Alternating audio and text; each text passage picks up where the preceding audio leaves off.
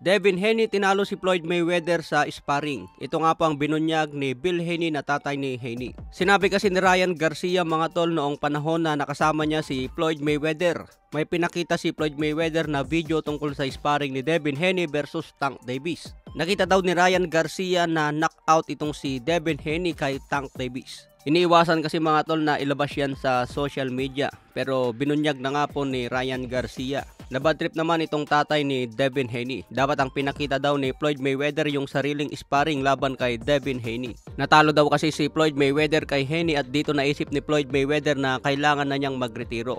Noong panahon na pinaghahandaan ni Mayweather si Conor McGregor, dito daw niya nakalaban si Devin Haney sa sparring. Dito binunyag ni Bill Haney na natalo si Floyd Mayweather sa sparring.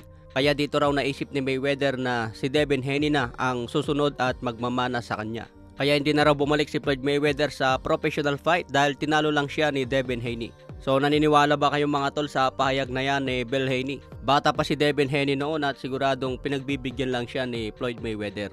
Sa ibang banda naman, maraming fans ni Ryan Garcia ang nabad trip dahil nag-post kasama ang kanyang girlfriend.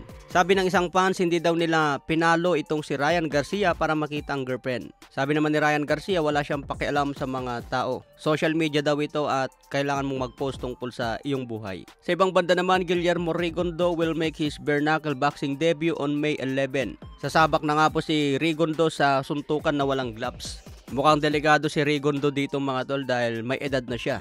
Iba na kasi ang laban mga tol kapag bare knuckle lang kumpara sa may gloves. Sa ibang banda naman, nag-post si Edgar Berlanga tungkol sa WBA mandatory laban kay Canelo. The WBA have confirmed that Edgar Berlanga is now the official WBA mandatory challenger to undisputed super middleweight champion Canelo Alvarez. Magandang balita para kay Edgar Berlanga pero maraming nagsasabi na masyadong maaga para kay Berlanga.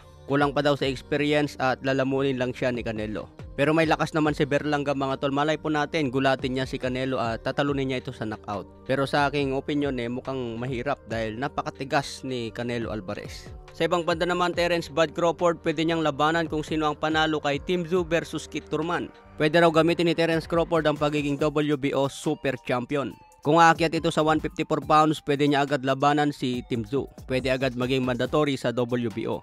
Pero dito sa paparating na laban ni Tim Tszyu kontra Kit Thurman, hindi po nakataya dyan ang WBO. Pero kung manalo si Tim Tszyu mga tol, siya pa rin ang WBO champion at magiging mandatory niya si Terence Crawford kung aakyat ito ng division. Pero kung matalo dyan si Tim Tszyu laban kay Thurman, pwedeng matanggal kay Tim Tszyu ang WBO at mababakante ang WBO sa 154 pounds. Kaya kailangan pa rin ni Tim Tszyu na maipanalo ang laban.